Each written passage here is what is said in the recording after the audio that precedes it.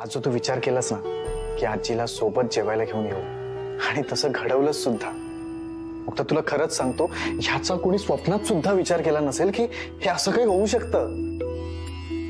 मी असं काय झालं की लगेच थँक्यू नका म्हणत जाऊ. मला जे मनापासून वाटतंय तेच मी केलं. एवढं काहीच मोठं नाहीये त्यात. अगं फक्त मोठंच नाही, हे भव्य आहे, अफाट आहे. बरं ऐका ना, तुम्ही जेवायला घ्या, मी घरच्यांनी काय खाल्लंय की नाही बघून येते.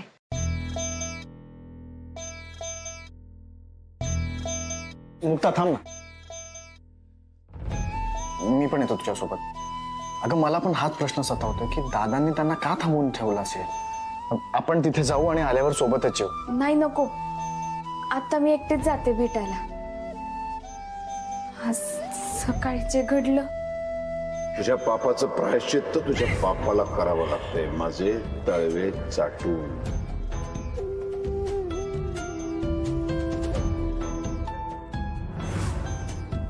ते चित्र जातच नाहीये माझ्या डोळ्यासमोर. समजू शकतो, दादांचा अहंकार त्यांना कुठल्या थरापर्यंत घेऊन जाऊ शकतो ना, हे मी चांगलंच समजू शकतो. आठवलं तरी अंगावर काटा येतो माया. हे सगळं मला विसरायला पाहिजे, पण त्यासाठी मला त्यांच्याशी बोलणं लय गरजेचं आहे. बरोबर आहे तुझं, आणि मला पण असं वाटतं की मला त्यांच्याशी बोलायला हवंय. आता तुम्ही थांबा, आता मी एकटीच जाऊन येते. कारण फक्त त्यांच्याशी बोलण्यापेक्षा त्यांच्या नजरेला नजर देऊन बोलणं जास्त गरजेचं आहे. तुम्ही सोबत असला तर मला त्यांना तोंड नाही देता येणार.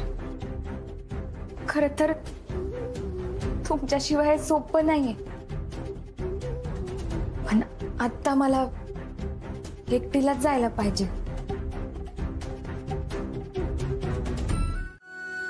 त्यासाठी सहन करावं लागत, सुकून द्यावं लागते, वेळ जावा द्यावा लागतो. हे बघ, परत सांगतोय, ध्यानात ठेव, इथून पुढचा प्रवास अजून बेकार असणार आहे.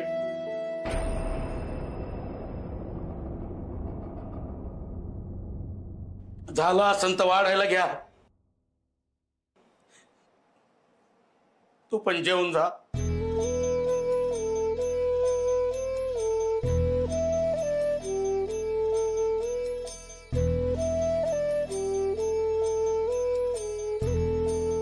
एवढा वेळ एकमेकांसंग बोला त्या, पण शर्मेनं एकमेकांकडे पाहत सुद्धा नाही.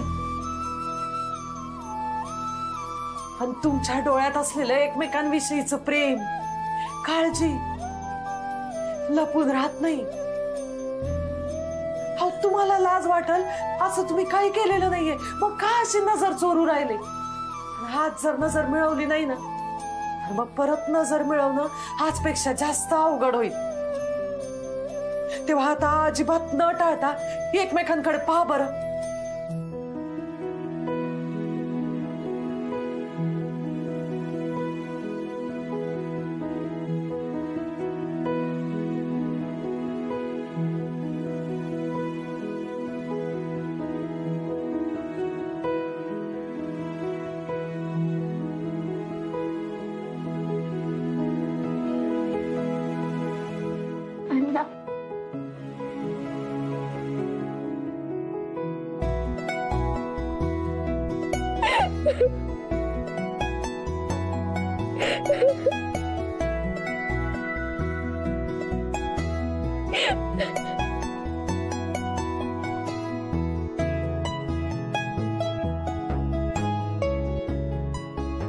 मायामुळे तुम्हाला लय सोसावं लागलं.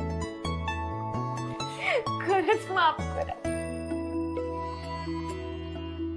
नाही बेटा, तुझी काहीच चूक नाहीये.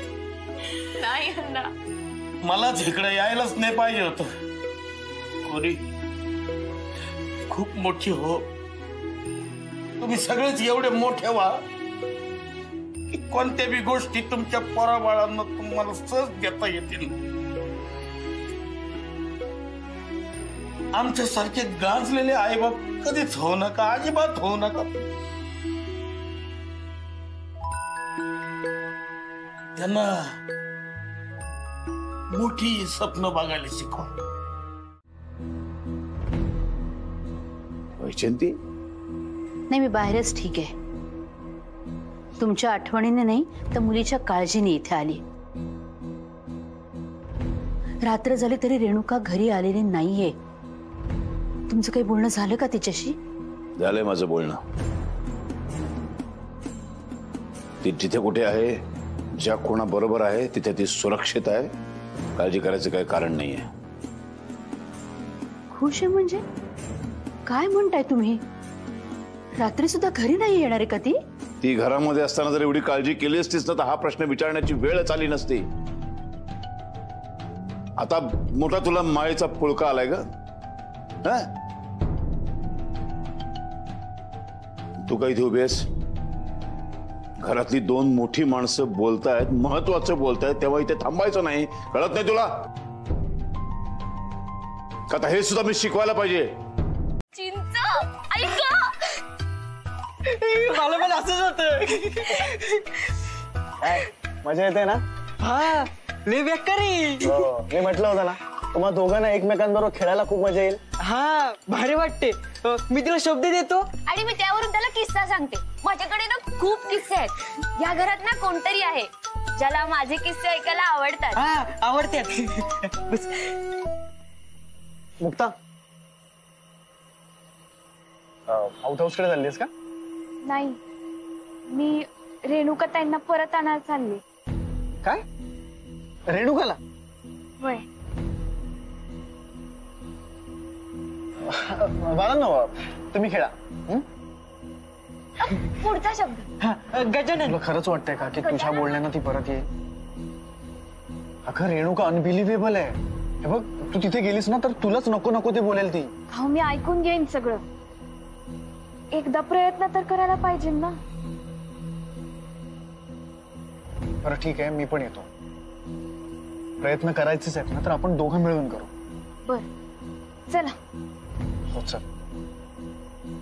एक मिनिट. हा काठी. दादा मामांकडे नाही काठी आहे ज्याने ते कोणालाही मारू शकतात. खेळताना घरातल्या लोकांचा उल्लेख होऊ देऊ नका. उल्लेख म्हणजे? उल्लेख म्हणजे ते जाऊ द्या, आल्यावर मी सांगेन. हे बघा, मी आणि मुक्ताताई आम्ही दोघं रेणुका दिदीला परत आणायला चाललोय. तुम्ही दोघं आपापल्या रूम मध्ये जा. ठीक आहे? चालेल. चल.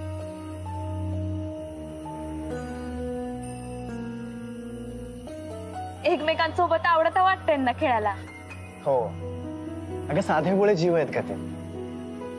भेदभाव, चालूपणा ह्यापासून कोसो लांब येतात का ते? सगळेच जण असे असते तर जग किती सुंदर झालं असतं का?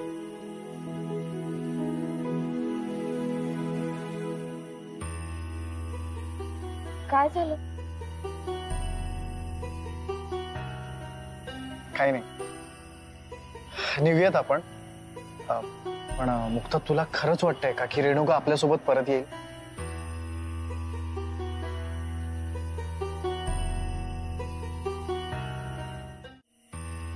रेणुकाला परत घरात आणणं खूप अशक्य होतं. मला तर टेन्शनच आलं होतं की आता हे कसं होणार आहे. थँक्स, खूप वेगळी आहेस यार तू. घर सोडून गेलेल्यांना तू परत घरात आणतेस.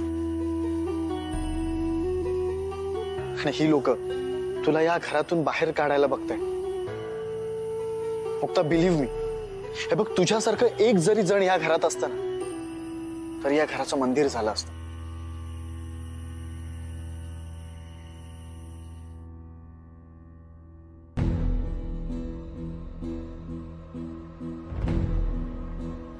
रेणुका, तू कधी आलीस? नाही म्हणजे आलीस ते बरंच झालं, पण तूही त्या मुक्ताच्या सांगण्यावरून परत आलीस का? म्हणजे तिने तुझंही मन जिंकलं तर? मोठी आई आजी आणि आता तुझ्यावरही जादू केली तिने. काय आर्या, एवढ्या दिवसात तू रेणुकाला ओळखलंच नाही? मी अशी सहज परत येईन, तेही मुक्ताच्या म्हणण्यावरून. अगं पण मग तू परत आलीसच कशी?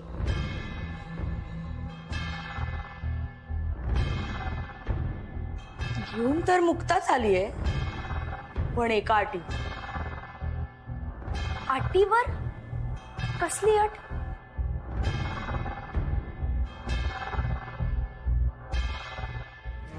तुम्ही अण्णाला म्हणाले होते की तुम्ही नोकर म्हणून नाही तर याही म्हणून संबळ वाजवला. हो, पण त्याचं काय? तुम्ही जे बोलितात ते करिता, म्हणजे तुमच्या डोक्यात काहीतरी असताना तुम्ही काही करून ते घडवून आणता. जे आपल्यासाठी चांगलंच आहे त्यांनी मोठे वाद होतात, लय माणसं दुखावली जातात आणि मला वाद घालून आपला इजे नकोय. मला नाही पटणार. अगं पण हीच योग्य वेळ असते ना असे लहान सहान बदल घरात घडवून आणण्यासाठी. आणि मुक्ता, मला काय वाटतं आपण ही वेळ सोडायला नको.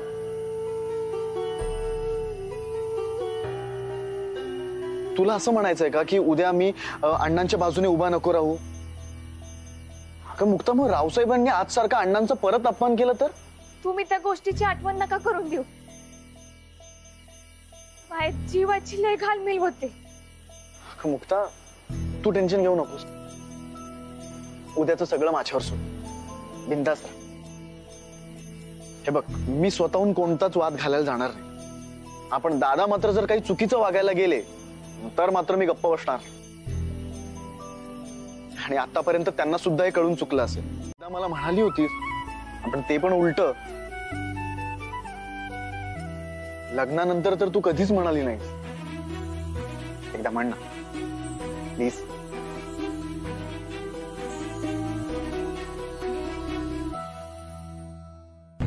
खरंच काय डोकं लावलंस यार तू रेणुका, ब्रिलियंट. पण तुला तिच्यावर विश्वास आहे ना? नाही म्हणजे तू टाकलेली अट पाळेल ना ती? तिला पाळावीच लागेल. दादांना हे समजल्यावर ते किती खुश होतील. त्यांच्यासाठी हे मोठं सरप्राईज असेल. आर्या, तू बघ, आता एक एक करून ना सगळं व्यवस्थित होईल.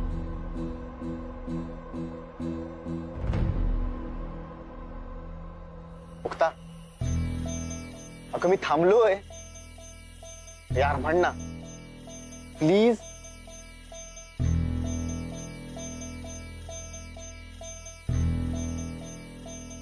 नाही, आता नको.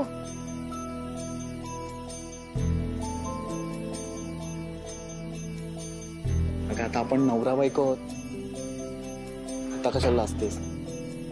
हा, म्हण प्लीज यार मुक्ता. जोपर्यंत तू म्हणत नाहीस ना मी इथून जाणार नाही. तर आपली बायको आपल्या सोबत राहत नाही, एक वेळ मी सहन करू शकतो. अगं पण तुझ्या तोंडून साधा आय लव्ह यू ऐकायला मिळत नाहीये. हे अनबिलिव्हेबल आहे आणि मी हे सहन नाही करणार. अण्णा प्लीज यार मुक्ता.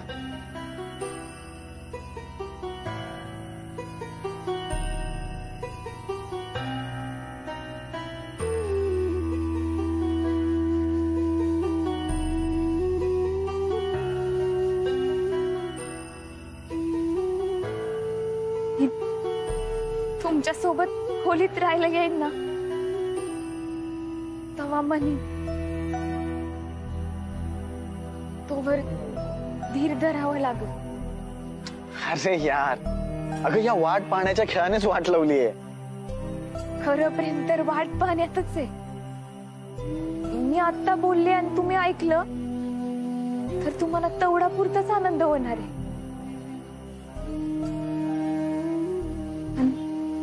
समोरचा माणूस आपल्यावर जीवापाड प्रेम करते हे माहित असताना सुद्धा हेच शब्द ऐकायला अजून काही दिस. I love you Sarang. लई प्रेम करते तुमच्यावर. पण आता मी तुम्हाला हे कधीच सांगू शकणार नाही. तुम्ही माझ्या कायम सोबत असाल. मी तुमच्याशी लय गप्पा मारत राहीन. आपण या जन्मात नाही भेटलो म्हणून काय झालं, पुढच्या जन्मी आपण नक्की भेटू. त्यावेळेस गरीब श्रीमंत भेदभाव नसतील. माणसाचं त्याच्या अवकातीशी श्रीमंतीशी लग्न न होता माणसाशीच लग्न होईल. तेव्हा आपण नक्की भेटू. तोपर्यंत माझी वाट पाहावी लागत.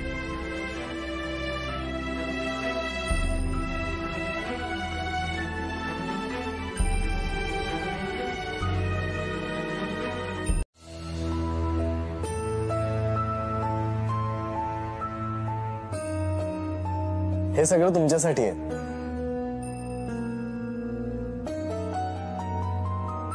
आजच्या कार्यक्रमाला संबळ वाजवताना तुम्ही हे घालायचं.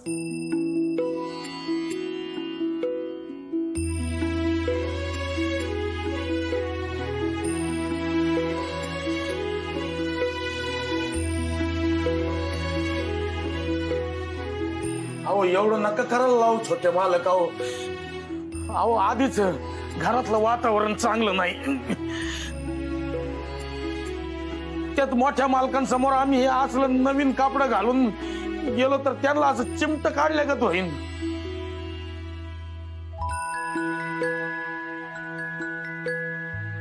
बसा तुम्ही. अहो मालक. हो बसा. अहो काय म्हणताय तुम्ही? अहो ही तुमच्या मुलीची सासूरवाडी आहे. आणि जरी रावसाहेब तुम्हाला काहीही समजत असले ना तरी तुम्ही त्यांचे व्याही आहात हे विसरू नका.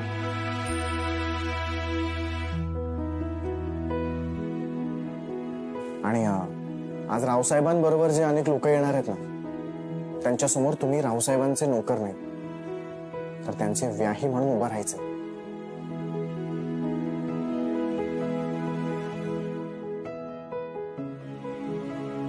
नाही नको नको नको नको. त्यांना जे आवडत नाही ना ते नको करायला छोटे मालक. अहो त्यांनी मला व्याही नाही म्हणलं, स्वीकारलं नाही तरी मला काही वाईट वाटणार नाही.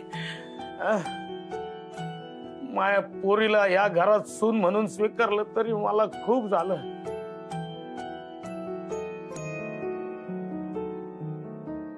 छोटे मालक तुम्ही आमच्यासाठी लय चांगलं केलं तुम्ही. पण आता इथं ह्या घरात तुम्ही आमच्यासाठी काय करायला गेलात तर सारखी भांडणं होणार, सारखी किरकिर होणार आहे.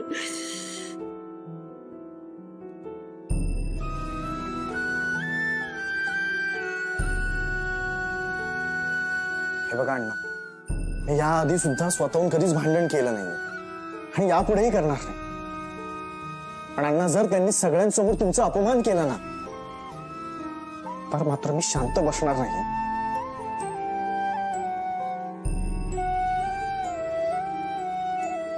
हे बघा मी तुमचा मुलगा आहे आणि त्या नात्यानं मी त्यांना विरोध करणारच.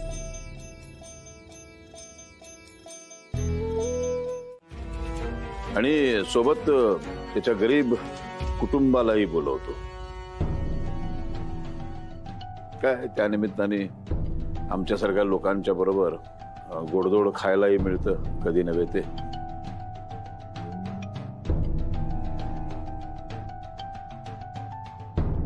चहा पाण्याचं काही करायचं असेल तर मी जाते. दादा ह्या नवीन दिसतात, ह्या कोण? आत्मारामची मुलगी. अच्छा, ह्यांना घर कामासाठी आणलंय वाटतं.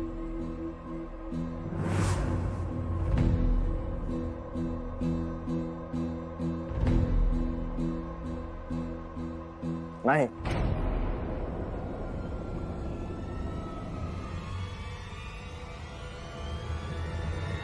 माझी बायको आहे.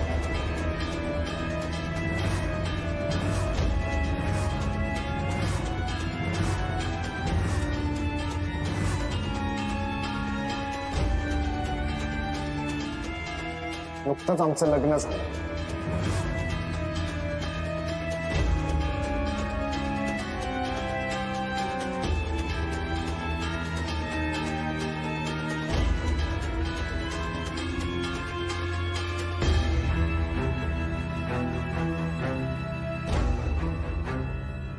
आणि हे आत्माराम शिंदे नावाजलेले संबळ वादक. आता प्रकृतीमुळे त्यांना थोडा त्रास होतोय, नाहीतर संबळ वाजवण्यात त्यांचा हात कोणीच धरू शकत नाही. हे फक्त इतकंच नाही, तर हे माझे सासरे आहेत आणि रावसाहेबांचे व्याही.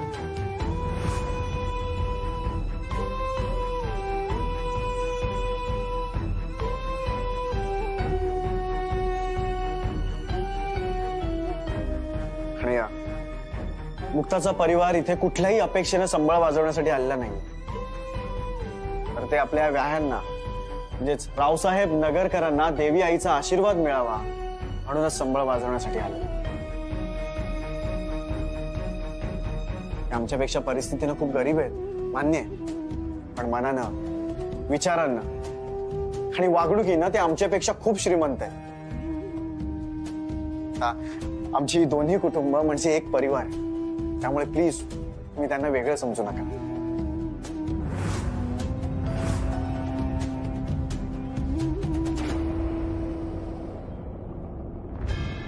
दादा, ते रोहिदास काका आहेत ना, त्यांनी काहीतरी पाठवलंय तुमच्यासाठी. चला मी दाखव. सुर प्रगटला हो त्याच्या त्रासा भेणे, हे त्याच्या त्रासा भेणे मोठा हाहाकार उठला हो. जय जय माय भवानी. हाई राजा, आज या घरात आपण एकमेकींना शेवटचं पाहतोय. आज रात्री मी इकडनं निघून जाईन. त्यांच्या मनात मायेविषयी भलं बुरे येऊ देऊ नको. काही गैरसमज शिल्लक ठेवू नको. माया कुणाबद्दल काहीच राग नाही. तारंगला, त्यांच्या घरच्यांना सगळ्यांना सुखात आनंदात ठेव. कुणाला काही कमी पडू देऊ नको. जाईच्या रूपाने पृथ्वी ब्रह्मा ते जाऊनी हो, होती झाली कष्टी आपुले गाढाणे सांगुनी हो. तेव्हा हरिहर ब्रह्मा, तेव्हा हरिहर ब्रह्मा आले तुझ लागी शरण हो. जय जय माय भवानी अंबा तुळजापूर वासिनी हो. चित्शक्ती श्री दुर्गा भैरवी अगतम विनाशिनी हो. जय जय माय भवानी, जय जय माय भवानी हो. जय जय माय भवानी. आई राजा, अरे रावसाहेब नगरकरांचा, अरे रावसाहेब नगरकरांचा, अरे रावसाहेब नगरकरांचा, रावसाहेब नगरकरांचा. गजा, पंप आहे ना, आणलंय ना ते काय? हातांना लागेल. अगं त्याला सांग ना, हा फटाका उडवायला जातोय. सांग की जरा बाळा, असं नाही वागायचं.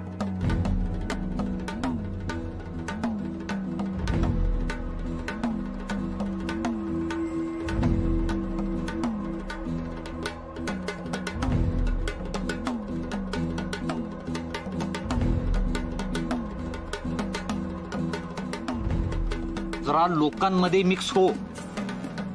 आता तुमचे संबंध बिघडले, तसा हे तू लोकांना दाखवणार आहेस का?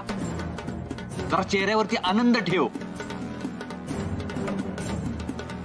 आणि हो, तुझ्या बायकोला घे आणि आनंदोत्सव साजरा कर. हे फटाके फोड, चेहऱ्यावर आनंद.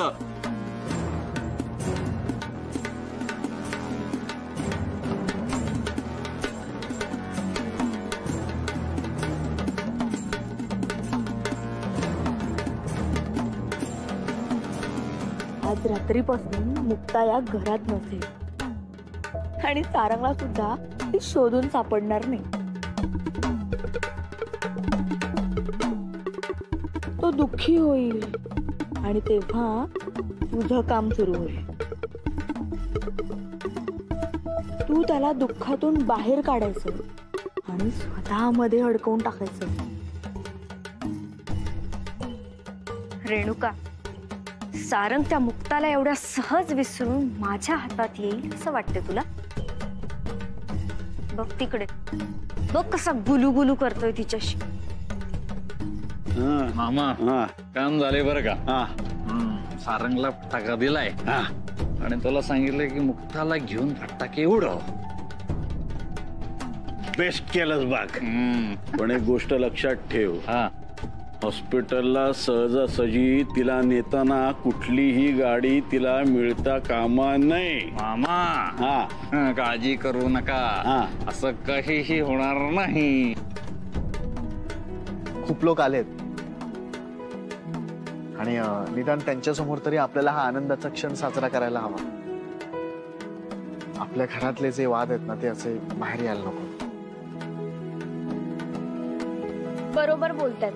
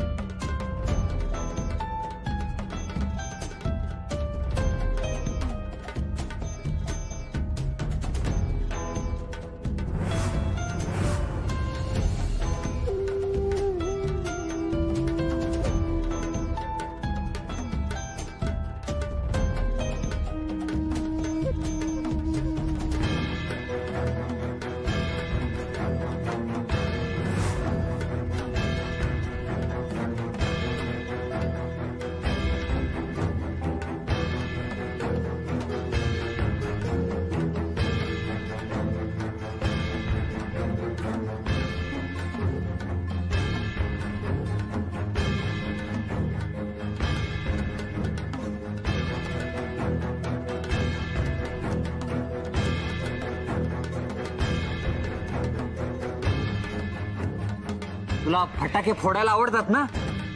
हा आवडतात. हे घे तुला फटाके. आणि हा मोठा भुईनाळा मुक्ताताईला फोडायला द्यायचा. कोणाला? मुक्ताताईला. हा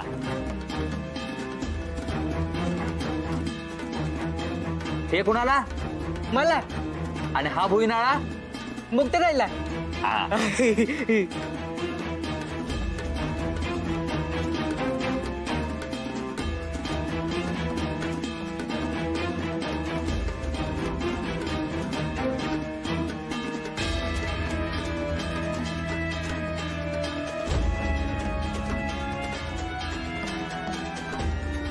गजा, अरे एकट्यानं नको ना फोडू, मुक्ताताईला येऊ दे.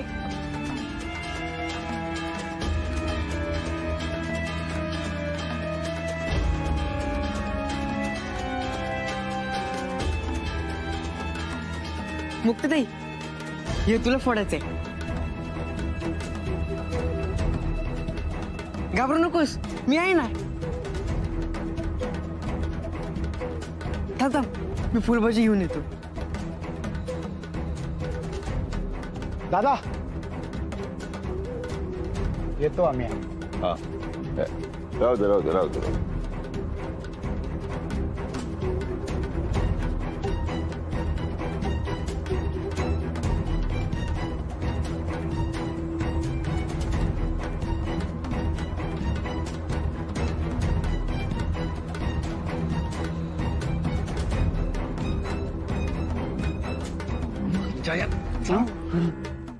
हळूहळू ग बाळा. फाटक्या पण चांगलंच भाजलंय तिच्या. काय अगं देवी आई, अगं काय झालं काय?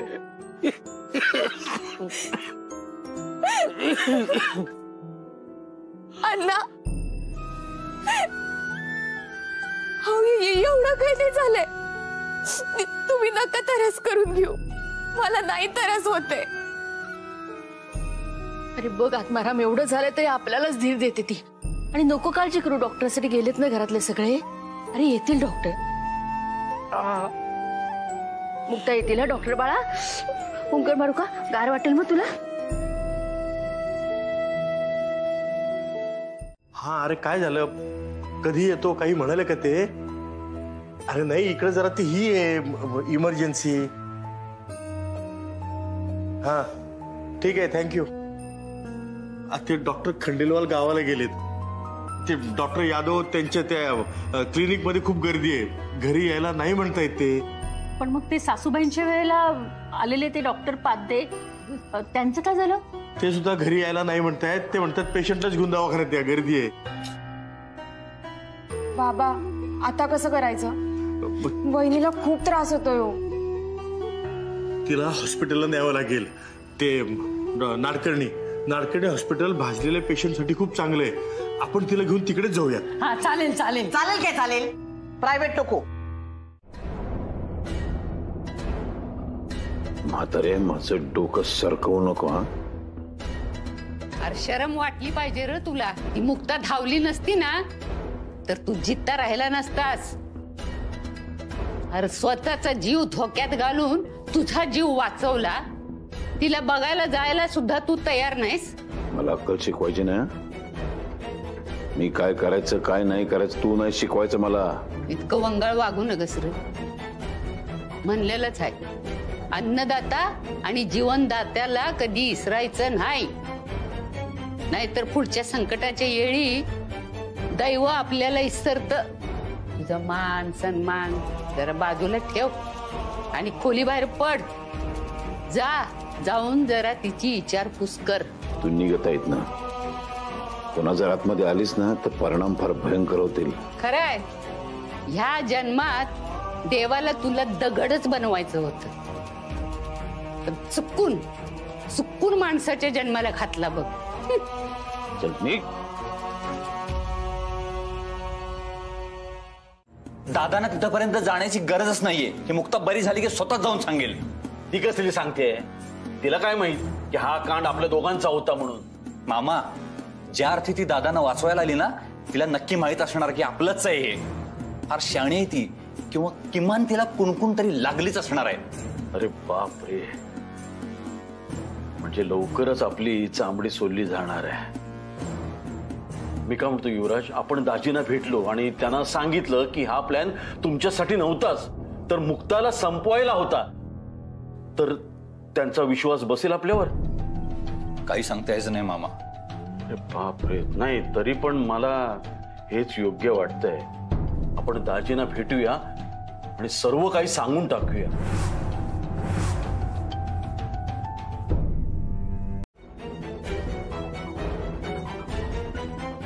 हे तुम्ही मला आधी सांगितलं असतं तर काय बिघडलं असतं? पण दाजी आम्ही तिच्या मरण्याचं तुम्हाला सरप्राईज देणार होतो.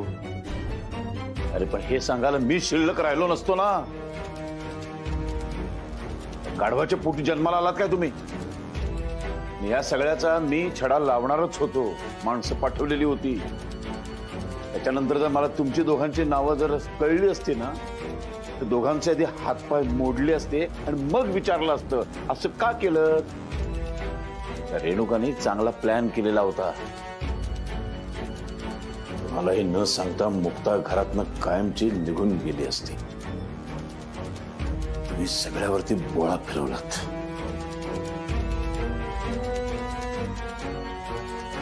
निघा आता.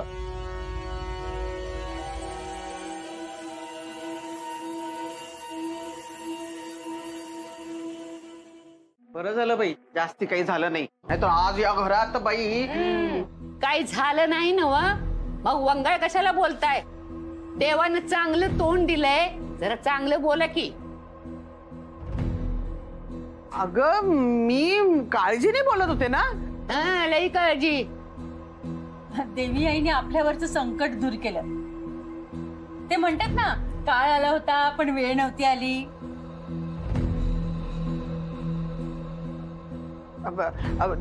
तेच ना. म्हणजे तसं बरंच लागलंय. म्हणजे बरीच भाजलीये ती.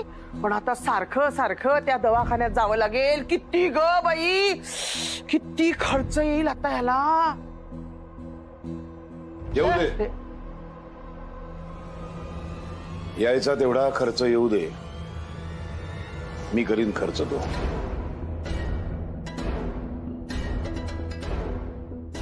1000 लाख वाटेल तेवढे पैसे मी खर्च करीन, कारण आज मी ते जिवंत आहे तो केवळ तिच्यामुळे. माझ्यावरचं संकट तिने स्वतःवरती ओढवून घेतले. मी तुझ्यासाठी वाटेल ते करीन मुक्ता.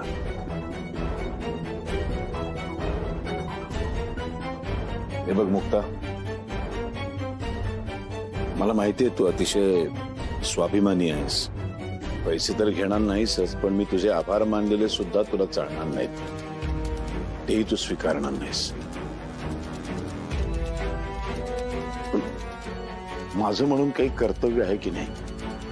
आज जो काही मी आहे, मी जिवंत जो इथे उभा आहे, तो केवळ तुझ्यामुळे.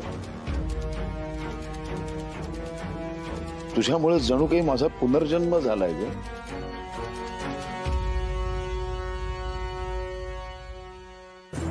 आत्माराम, मला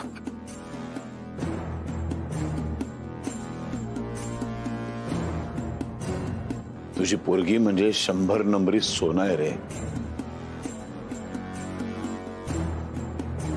मी समजूच शकलो नाही तिला. श्रीमंतीची, अहंकाराची झापडं आली होती डोळ्यावरती,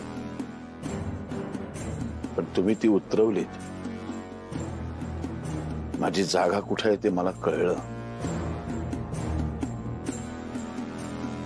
डोळे बंद करून सुद्धा जे दिसतं ते उघड्या डोळ्यांनी पण मी पाहू शकलो नाही रे. खूप त्रास दिलाय मी तुम्हाला, खूप त्रास दिला. गुन्हेगार आहे मी तुमचा. माफी मागण्याची खरं तर माझी लायकी नाहीये, पण वैजयंती, फार चुकीचा वागलो मी तुझ्याशी. नका असं बोलू. तुम्ही आता जे वागलायत ना त्याने भरून पावले.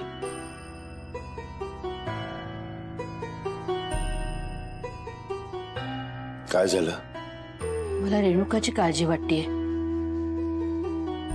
दुखावली गेली असेल. बोलायला हवे तिच्याशी. तुम्हाला जशी जाणीव झाली ना तशी तिलाही व्हायला हवी. होईल. आपण बोलूया का तिच्याशी? नाही, तिला जाणीव होईल. काय आता मी बदललोय ना, अख्खं घर बदलेल, घरातलं वातावरण बदलेल, घरातली माणसंही बदलतील, रेणुकाही बदलेल. आपण बोलूया तिच्याशी आधी.